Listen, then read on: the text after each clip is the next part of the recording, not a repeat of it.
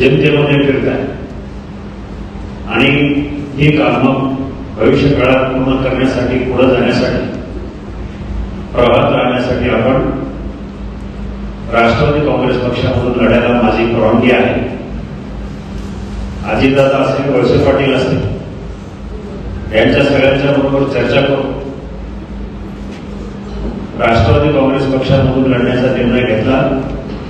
राष्ट्रवादी काँग्रेस पक्षाचे राष्ट्रीय अध्यक्ष माननीय अजितदादा पवार, दिलीपरावजी वळसे पाटील, प्रदेशाध्यक्ष सुनीलजी तटकरे आणि सगळ्या पदाधिकाऱ्यांनी माझं जल्लोषामध्ये मंचरमध्ये प्रवेश करून स्वागत केलं आणि त्यानंतर सगळ्या मतदारसंघाचं वातावरण एकदम बदललं. मी तेव्हापासून दौरे चालू केले. आज जसं आपल्याकडे दौरा आहे तसा प्रवेशाच्या दुसऱ्या तिसऱ्या दिवसापासून बाळासाहेब बेंडे असतील, विष्णू काका हिंदे असतील, देवेंद्र शाह असतील, यांनी नियोजन केलं आणि दौऱ्याला सुरुवात केली. तर प्रत्येक पंचायत समिती गणामध्ये जनतेचा, सर्व कार्यकर्त्यांचा उत्साह मला दिसून आला. दरम्यानच्या काळात मी शिरूरमध्ये दौरे केले. शिरूरमध्ये तर वातावरण याच्यापेक्षा चांगलं, कारण तिथं लोक वाटच पाहत होते. त्या भागातल्या जनतेनं मी कामं केलेली आहेत. गेल्या 1.5 वर्षामध्ये खासदार नसताना सुद्धा प्रत्येक गावामध्ये मी पोहोचलो.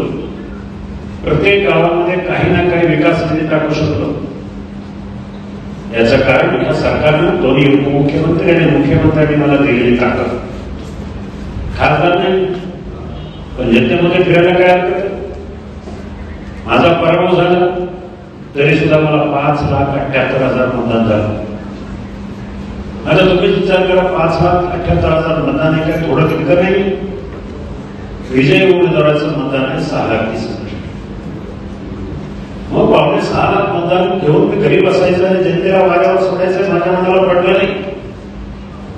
ज्या दिवशी मतमोजणी झाली त्या दिवशी मी डॉक्टर अमोल कोल्हे यांचा फोन करून अभिनंदन केलं आणि दुसऱ्या दिवसापासून कामाला लागलो त्या आजपर्यंत. उद्देश हेच होता की ह्या जनतेनं मला 15 वर्ष प्रेम दिलं, मला तिन्ही निवडणुकांमध्ये निवडून दिलं.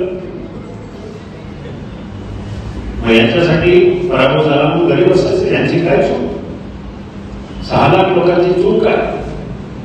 मग मी ठरवलं की सगळं काय असलं तरी मला पराभव जरी झाला असला तरी माझा धंदा असेल, अमुक असेल, हे सगळं बाजूला सोडून घर, कुटुंब, प्रपंच, धंदा, व्यवसाय सगळं सोडलं. आणि तुम्ही पाहताय की गेले 5 वर्षच नव्हे तर गेले 20 वर्ष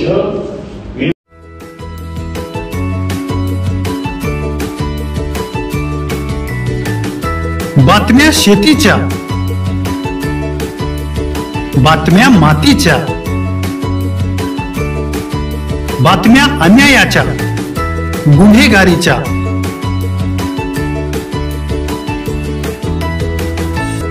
राजकारणाच्या आणि समाजकारणाच्या, शोषणाविरुद्ध बुलंद आवाज, जनसामान्यांच्या हुंकाराची गाज, सत्कार्याला प्रोत्साहन, दुष्कृत्याला अनुशासन, निर्भीड, निस्पृह, सडेतोड, बेधडक आणि रोखठोक म्हणजेच विघ्नहर टाइम्स. शोध बातमीचा, ध्यास सत्याचा. आपलं चॅनल, आपली बातमी. सबस्क्राईब तर कराच, पण बेल आयकॉनवर क्लिक करायलाही विसरू नका.